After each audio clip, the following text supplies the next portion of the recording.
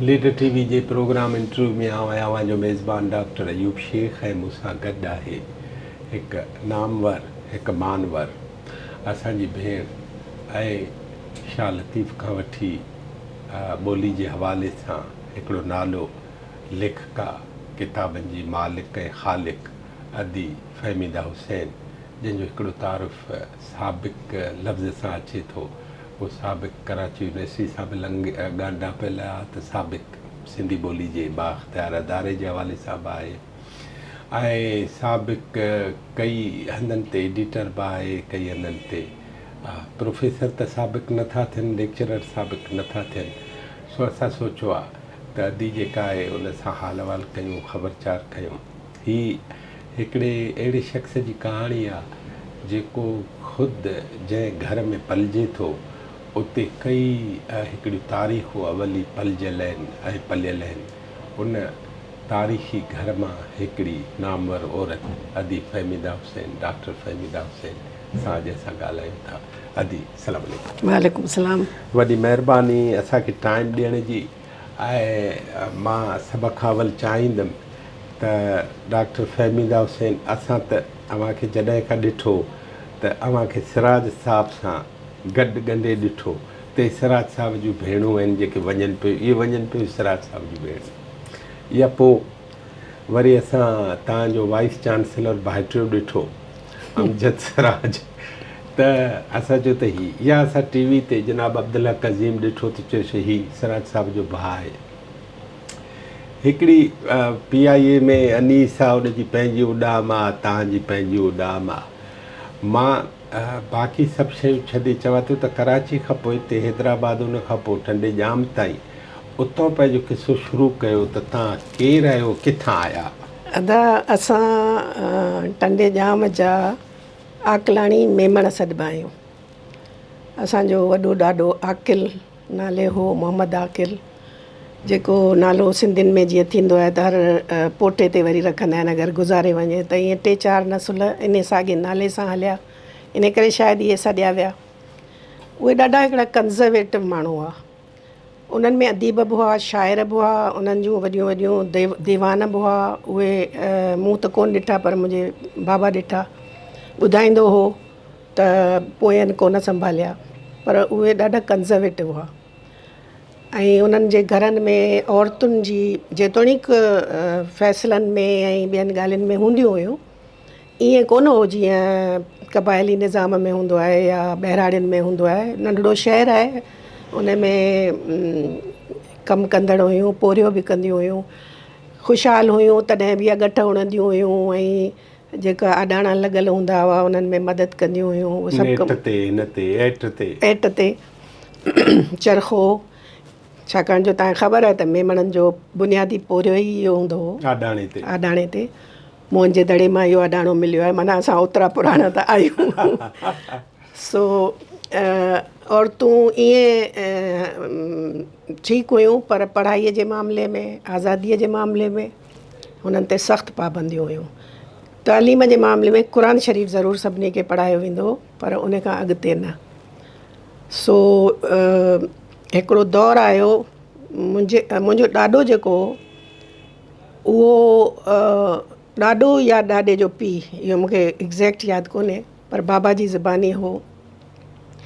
उहो मीर अब्दुल हुसैन सांगीअ खे सबक़ु ॾींदो हो। अच्छा। पोइ सबक़ु लफ़्ज़ मां पढ़ाईंदो हो, छो जो हुननि जो पेशो उस्ताद हुआ घणो करे, हिननि जा सभु वॾा जेके हुआ। त या शाइरीअ में हुनखे का मदद कंदो, छो जो उहो पाण बि वॾो शाइर हो, पर हुनजो कंहिं संभालियो कोन। सो उहो इन करे हुनखे मीर अब्दुल हुसैन सांगीअ जे फैमिली खां 20 जरेब ज़मीन टंडे जाम जे वेझो मिली हुई। जीअं उस्ताद खे अॻे ॾींदा हुआ, एज़ाज़ जो मिलियो। एप्रीसिएशन खणी सम्झो, हा, उहो उन्हनि जो इनाम ॾियण जो या एज़ाज़ ॾियण जो इहो तरीक़ो हो।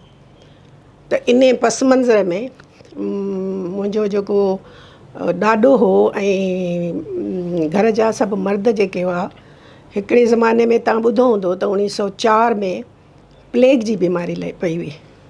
उन में हिननि खे ख़बर पई त या लॻे थी हिक ॿिए मां त हिननि सॼे घर जा जूं औरतूं ऐं ॿार उहे पासे में हिकिड़ो बड़ जो ॻोठ जे नाले सां ॻोठु हो, उन में ॾियारे मोकिलिया। उहो ॻोठ अञा आहे? आहे, अञा आहे।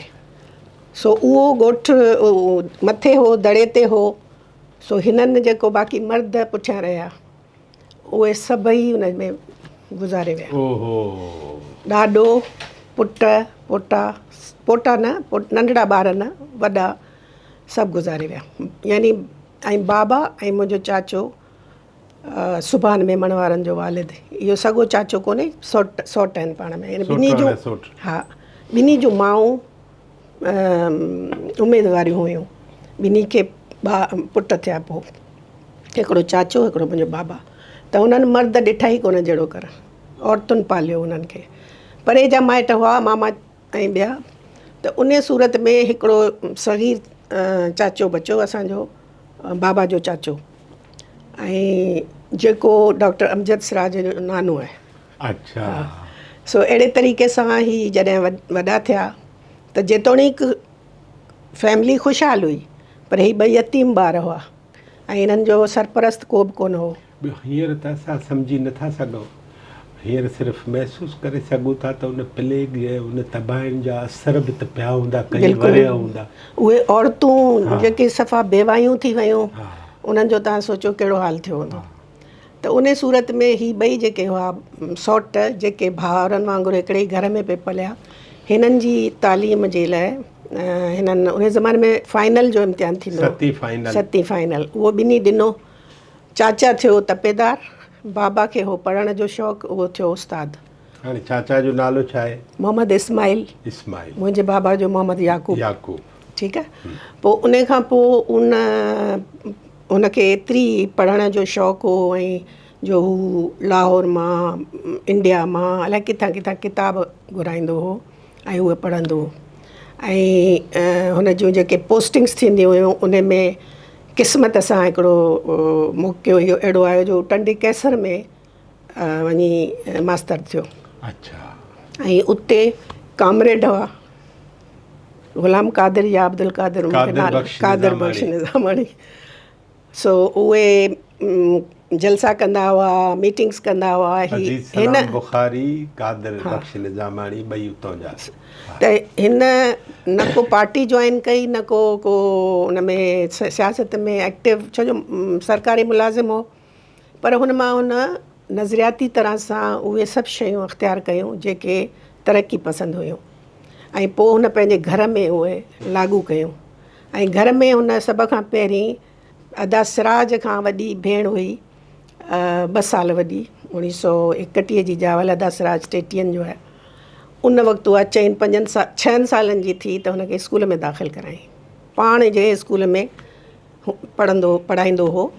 अदा सिराज, हा, मुंहिंजे ख़्याल में अदा सिराज जॾहिं दाख़िल थियो त धीअ खे बि गॾु दाख़िल कराई। पाण सां वठी वेंदो हो धीअ पुट खे ॿिन्ही खे। पर असांजे कंज़र्वेटिव माइटनि जेको आहे सो हंगामो करे छॾियो त छोकिरी छो वेंदी। मेमणनि सां बि इहो कमु थियो जिरगे जो। जिरगो बिरगो कोन हो, पर हा जेको थींदो आहे रिवायती क़िस्म जा माण्हू हुआ न, मूं चयो न थोरा हुआ। पोइ 4 क्लास त पढ़ी अदा सिराज खां सां गॾु।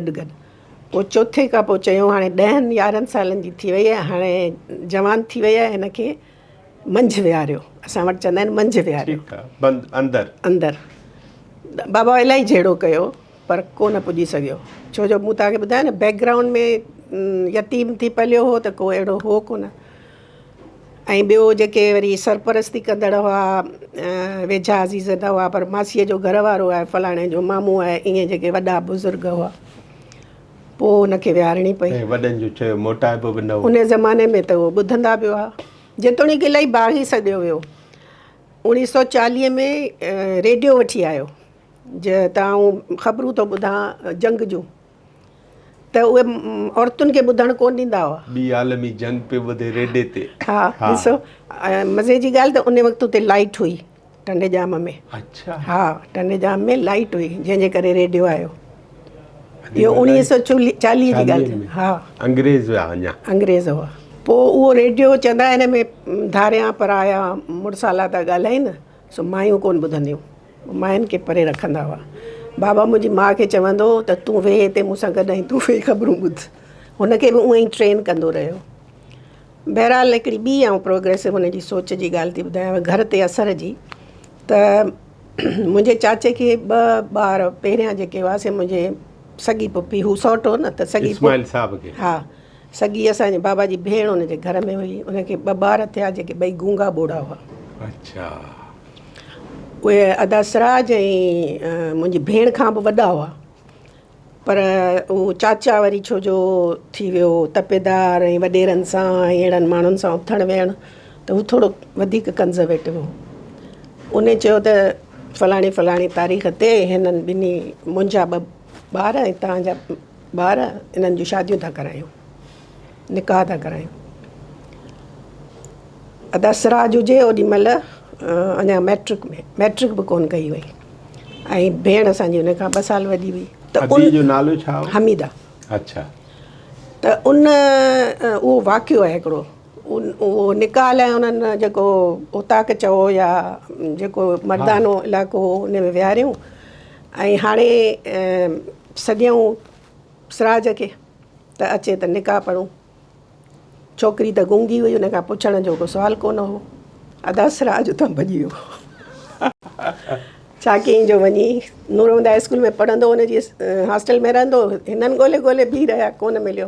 त उनखां नंढो भाउ जेको अब्दुलक अज़ीम, उहो अञा 10-11 सालनि जो हूंदो, उनखे विहारे ज़ोरीअ निकाह पढ़ाए छॾियऊं। हाणे वारो आयो हमीदा जो। हमीदा जे लाइ माण्हू अंदरि पुछण ईंदा आहिनि न, त 2 वकील ईंदा आहिनि ऐं त निकाह ते छोकिरी, हा, उहो ठली रस्म हूंदी आहे। हा, ऐं छोकिरियूं ॻाल्हाईंदियूं कोन्हनि, चुप करे हा करे छॾींदियूं हुयूं, हा करण लाइ बि मथो हथ विझंदा।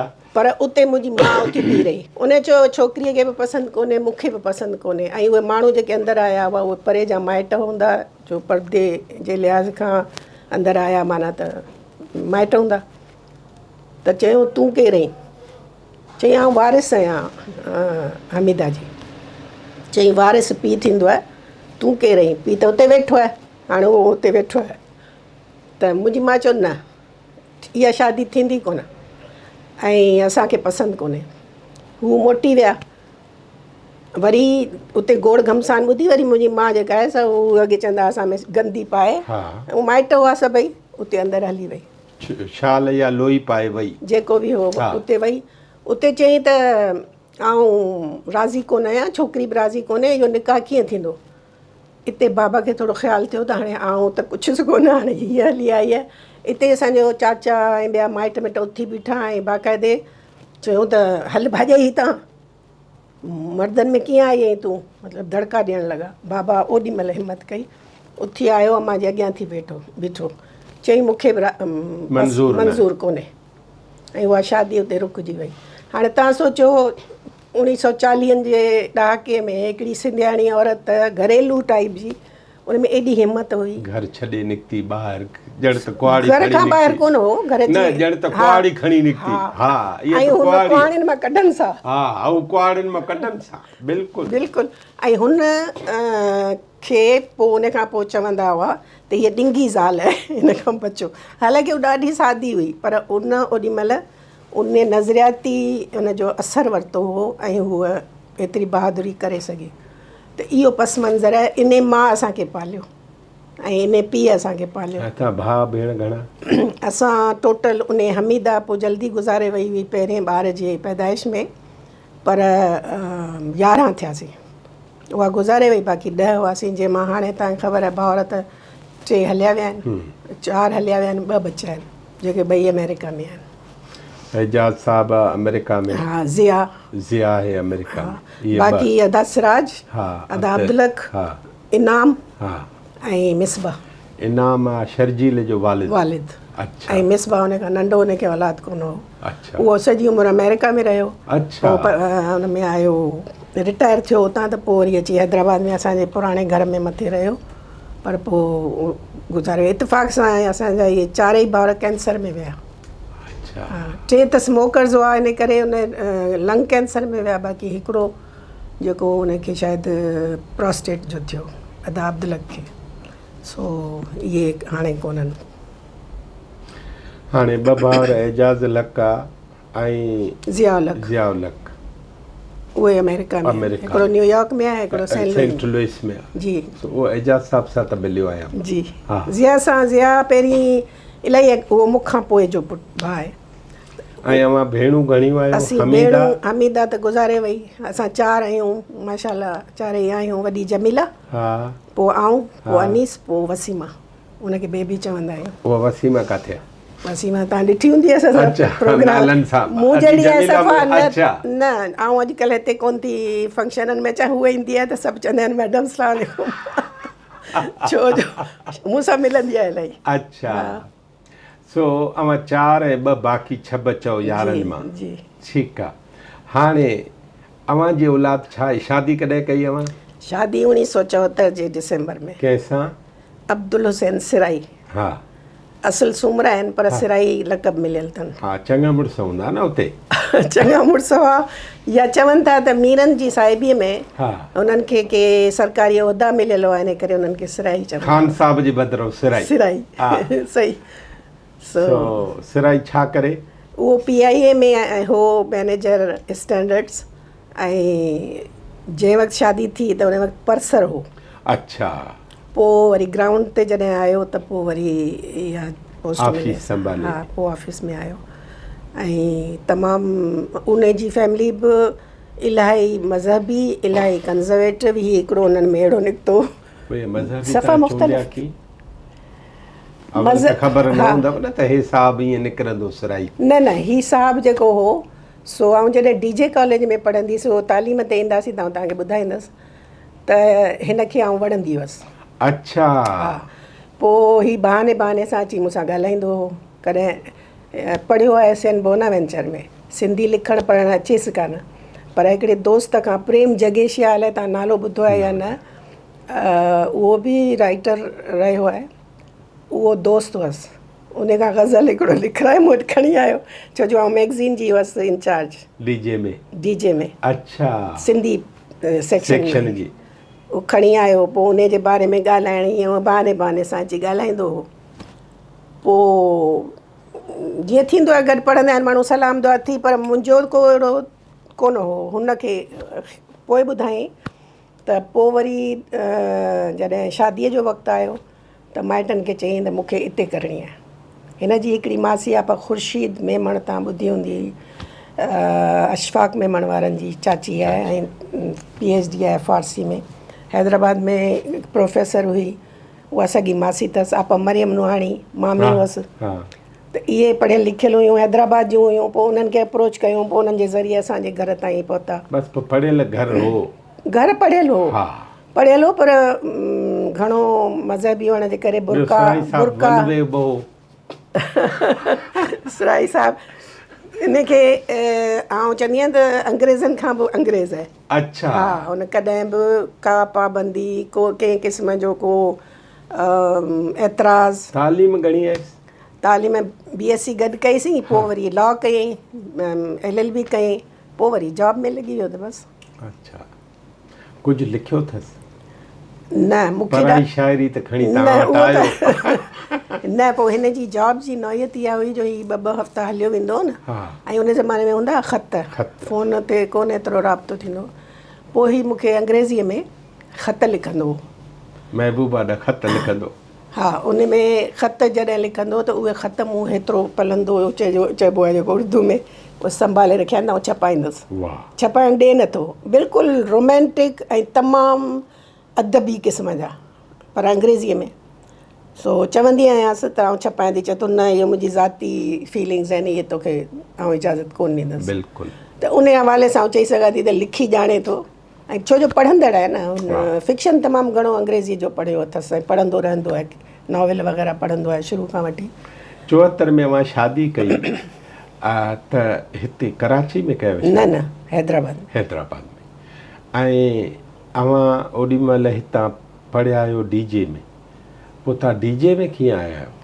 ॾिसो, जॾहिं मूं मैट्रिक पास कई, मैट्रिक ताईं आउं उते मॉडल स्कूल सिंध यूनिवर्सिटी वारे में पढ़ियसि। पोइ छा थियो जो अदा सिराज रहंदो हो कराचीअ में, त तॾहिं हू हूंदो इनकम टैक्स ऑफिसर। उनजी फैमिली हैदराबाद में रहंदी हुई, त हुनखे 2 वॾा पुट अञा हुआ, अरशद ऐं अमजद। उहे 4-5 सालनि जा थिया त हुननि जे स्कूलिंग जो ख़्यालु थियो त दसराज इलाही वक़्त खां पंहिंजी वाइफ खे चयो पिए त तूं हल कराची, हल कराची। हूअ छो जो थोरी सादी तबियत जी हुई, हूअं फॉर्मल पढ़ियल कोन हुई, पर घर में असांजो माहौल हो, बाबा हुनखे पढ़ायो, लिटरेचर पढ़ंदी हुई, अंग्रेज़ी बि दसराज सेखारी हुअसि। पर तंहिं हूंदे बि हुन कॾहिं एतिरो घणो एक्सपोजर कोन हो त हू हमेशह मना करे छॾींदी हुई। पोइ आख़िर में इहो तय थियो त हुन चयो आउं 2 ॿारनि सां अकेली हेॾे अजगर शहर में किथे रहंदसि। हुन कॾहिं सोचियो बि कोन हो। पोइ चयूं त हाणे हीअ मैट्रिक करे वेठी आहे, फ़हमीदा, फ़हमी चवंदा आहिनि मूंखे घर में, हीअ वेठी आहे। फ़हमीदा खे सभु माण्हू फ़हमी चवंदा आहिनि, माइट। हा, सभु चवंदा आहिनि। असांजा कई शेख ॿिया थिया, हर कोई हंधि फ़हमीदा फ़हमी आहे। हा हा। सो पोइ ग़लति फ़हमी आहे या ख़ुशि कॾहिं ग़लति आहे कॾहिं सही। सही।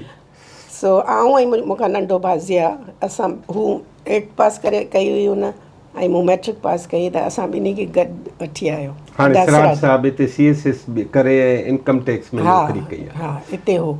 असां हिते आयासीं शुरू में अची नाज़िमाबाद में रहियासीं। नाज़िमाबाद इन करे चूंडियो जो मज़हर सिद्दीकी अदा जो बैचमेट हो, त उहे उते अॻई रहंदा हुआ, त उते ई हिकिड़ो मसवाड़ ते घरु वठी उते रहियासीं।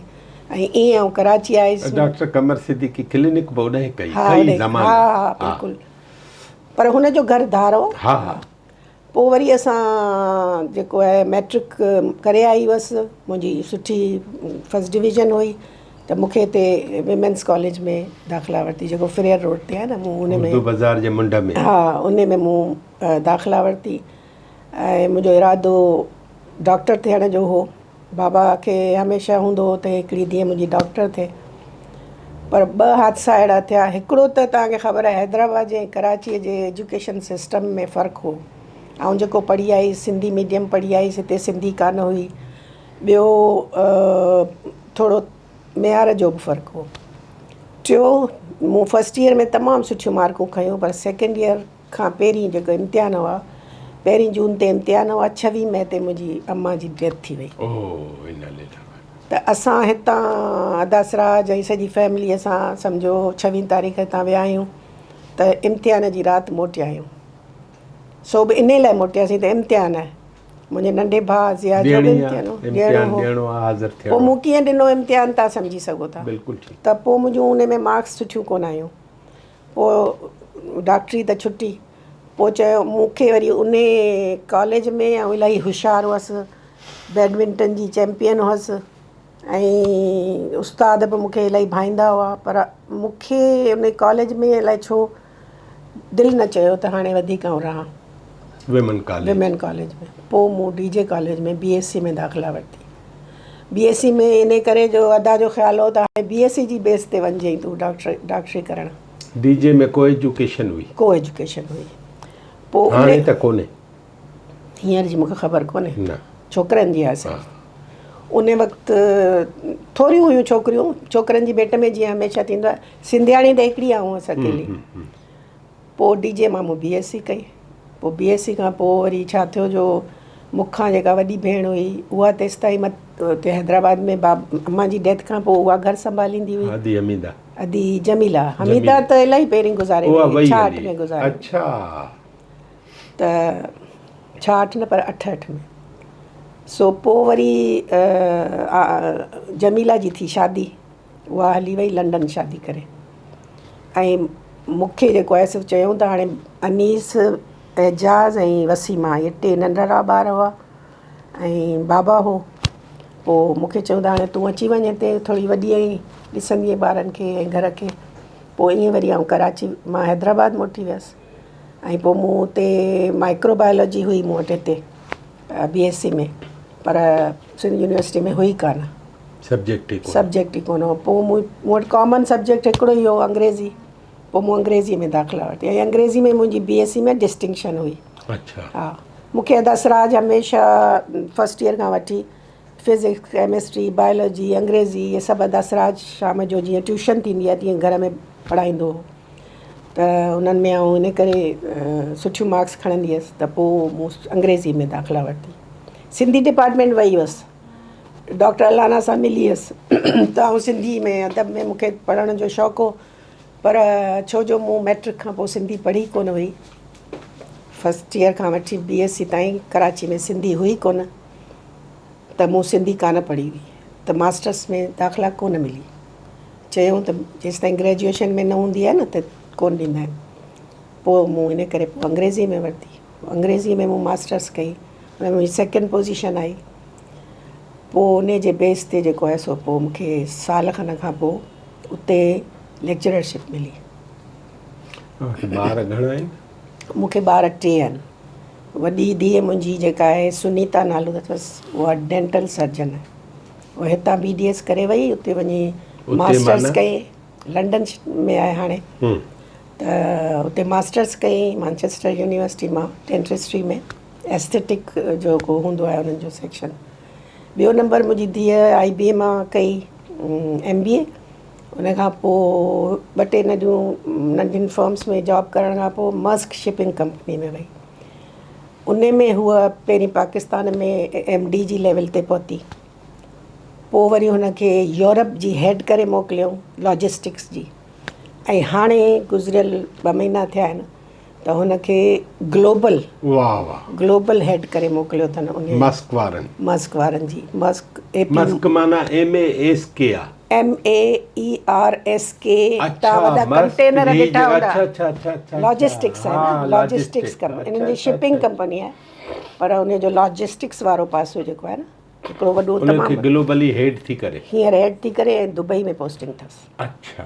पहिरीं इहा कंपनी आहे डेनमार्क जी, त पहिरीं डेनमार्क में हुई, पढ़ी उन्हनि जा शुरूआती जेके ट्रेनिंग कोर्सिस बि उन्हनि डेनमार्क मां ई कया हुआ, पोइ उते हुई, उतां खां पोइ हाणे दुबई शिफ्ट थी आहे। हाणे सुनीता ऐं इन जो नालो छा आहे? हिन जो अरुणा, सुनीता हुसैन, अरुणा हुसैन ऐं शहमीर हुसैन। शहमीर वरी हिननि ॿिनी भेणुनि खां 5 साल नंढीअ खां, अरुणा खां 5 साल नंढो आहे। उन कैनेडा मां कई हुई चार्टर्ड अकाउंटेंट CA। अच्छा, CA कई। असां हुनखे ग्रेजुएशन लाइ हितां मोकिलियो, ऐं पोइ हुन जॾहिं ग्रेजुएशन करे वरिती त पोइ हुन जा ग्रेड्स एतिरा सुठा हुआ जो हुनखे हिकिड़ी नालो विसरेम थो, उन कंपनी में जॉब मिली, उन्हनि पाण CA करायसि, उहो ख़र्चु हुननि पाण भरियो, जीअं थींदो आहे हुते। हा, हो मेरिटोरियस ॿार खे खणी चवंदा आहिनि असांजे ख़र्च ते पढ़, असां वटि कमु कर। हा, पोइ हुन उतां इहा कई, काफ़ी साल उते कमु कई।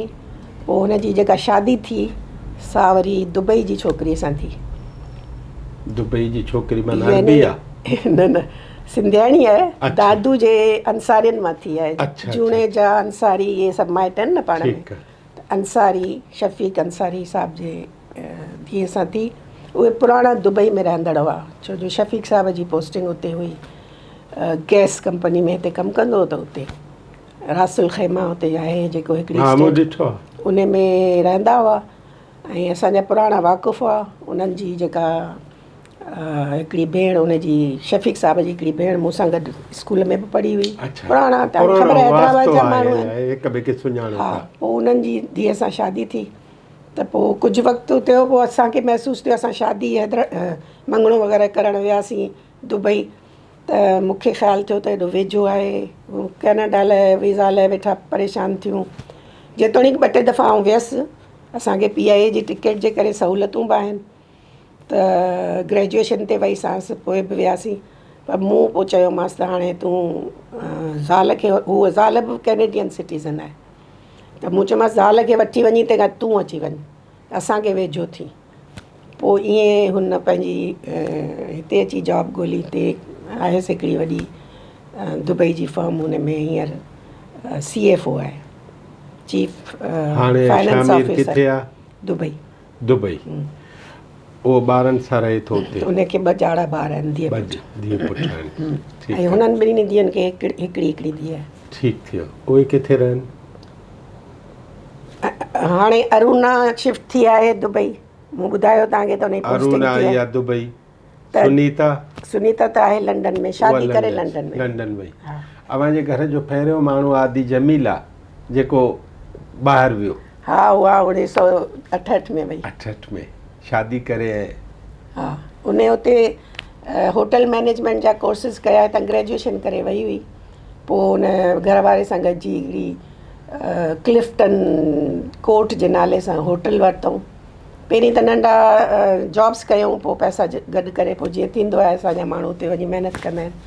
पोइ हिकिड़ी नंढी होटल वरितऊं, उन में पोइ पाण 2 ज़ाल मुड़ुसु संभालींदा हुआ। पोइ काफ़ी साल उते 40 साल तक़रीबन उते रही। पोइ हाणे ईंदी वेंदी रहंदी आहे। गर्मियूं उते हूंदी आहे, सियारो हिते ईंदी आहे। उतां जो सियारो सख़्तु आहे, हितां जी गर्मी सख़्तु आहे। हा, छो जो हुन जा 2 ॿार जेके आहिनि, हिकिड़ो पुटु त उते ई थो रहेसि, धीअ जेका अदा सिराज जी नुंहुं आहे, सभिनी में नंढे पुट जी ज़ाल। अच्छा, नवीद सिराज जी। त पोइ उन वटि ईंदी रहंदी आहे। अच्छा, इहो वरी कज़न मैरिज जो बि त हाणे वरी। हा, इहो त सुठो। न, अदा सिराज पाण में इन जे ख़िलाफ़ हो, मुंहिंजो बाबा इलाही ख़िलाफ़ हो। हा, उहो त ॿुधायो तव्हां। मूं तव्हांखे ॿुधायो त उन वक़्तु त गूंगे बोड़े हुअण जे करे, पर बाबा छो न कई, छो जो बाबा जी ऐं चाचा जी ॾाढी गूंगी हुई। त बाबा चवंदो हो त हिन जे ॿारनि सां मुंहिंजा शादी थींदी त मुंहिंजे ॿारनि में ईंदी, मूंखे न खपे। बिल्कुलु। हिननि एतिराज़, अॻे ईअं कोन हूंदो त गूंगो सौट त नथा करियूं, पर छो जो मेडिकली हुन चाहियो त हीअ अॻियां न वधे। ऐं यकीन करियो, असां त निकिरी आयासीं, उते हुननि पे शादियूं कयूं ऐं पे गूंगा बोड़ा ॿार ॼणिया। हा, नर्सरी थी वई। नर्सरी इलाही ॿार हुआ। पोइ बाद में पोइ सम्झ में आहिनि काफ़ी देरि सां। त हिते कज़न मैरिज इन लाइ हुई जो असांजी भाॼाई ॿी ॾाॾीअ मां हुई, ऐं इन ते वेही सोचियऊं बाक़ाइदे त इहो रिपीट त कोन थींदो। पढ़ियल माण्हू जी समाज जी ज़िमेदारी नस्ल सुठो थिए न। बिल्कुलु ख़राबु ॻाल्हि थोरी। ऐं जमीला भेण हुई, पर हुनजो घरवारो धारियो। त उहो त प्रॉब्लम ई न हो। पोइ उहो सॼो वेही पुछा कयूं डॉक्टरनि खां। पोइ चयूं त घर में सुठी छोकिरी आहे, पढ़ियल लिखियल आहे, लंडन मां ओॾीमहिल BBA करे आई, MBA हिते ज़ेबिस मां कई। त पोइ छो न उन सां कजे। पोइ ईअं थी उहा शादी। हाणे अवां जूं भेणूं, अवांजा भाइर इहे थिया। हाणे सिराज साहब आहे, उनखे पुट आहिनि 3 ऐं न्याणियूं? न्याणी कोन आहिनि। न। अच्छा, अवां खे आहिनि 2 न्याणियूं 1 पुटु। जी। हाणे अवां पढ़ी ऐं लेक्चरर थियो। जी। ठीकु आहे। लेक्चरर थियण, हाणे इहा तव्हांजी प्रैक्टिकल लाइफ शुरू थी थिए, पर हिकु ॿ सुवाल मां तव्हां खां अञा पुछां। भले। पंहिंजे वालिद साहिब मरहूम ते ॻाल्हायो तव्हां, त याक़ूब साहिब जेको आहे, मतिलबु उहो पढ़ियल बि आहे, शाइर बि आहे, लेखक बि आहे, ऐं उनजो सभु कुझु आहे।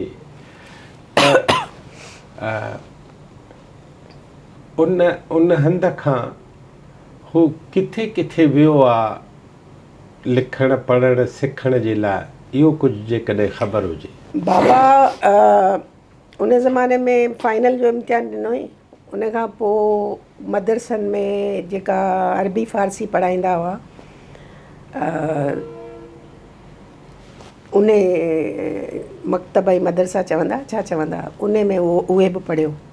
ऐं उन में अरबी पूरी तरह सां ईंदी हुअसि, फ़ारसी पूरी तरह सां ईंदी हुअसि, ऐं दोस्त वरी हूंदा हुअसि सभु हिंदू। अच्छा। पोइ उन्हनि जी सोबत में ऐं उन्हनि जे उस्तादनि सां वेहंदो हो, ऐं पोइ उन्हनि खां संस्कृत सिखियो, हिंदी सिखियो। इहा थी टी ॿोली हिंदी बाक़ाइदे ईंदी हुअसि।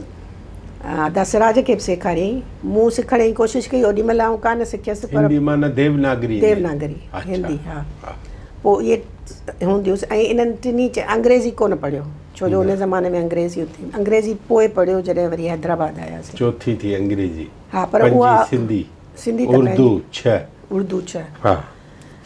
फ़ारसीअ मां तव्हांखे ख़बर, फ़ारसी अरबी ॿुधायो। फ़ारसीअ मां मौलाना रूम जो, सॉरी, हाफ़िज़ शिराज़ीअ जो जेको दीवान हो, उन मां 100 ग़ज़ल सिंधीअ में तर्जुमो कई। उहो किताबु छपियल आहे। उनजो 2nd एडिशन हींअर असां वरी आंदो आहे सिराज इंस्टीट्यूट जे तरफ़ां। त इहे सभु ॿोलियूं ॼाणंदो हो। ऐं असांखे बाक़ाइदे तरबियत जीअं कबी आहे ॿोलियुनि जी ॼाण, ख़ासि करे अदा सिराज खे मूंखे ग्रामर जो ॾाढो ईअं करे सम्झो शौक़ु हो या वणंदी हुई जो असांखे ग्रामर बाबा पढ़ायूं। तव्हां कानून जा माण्हू आहियो न इन करे ग्रामर आहे अंजीस ऐं कोके वारो कमु जी हिते लॻंदो त शइ सुठी बीहंदी न त न बीहंदी। ऐं हू ग्रामर छो जो अरबी फ़ारसी ऐं सिंधी सभिनी जा ग्रामर ॼाणंदो हो।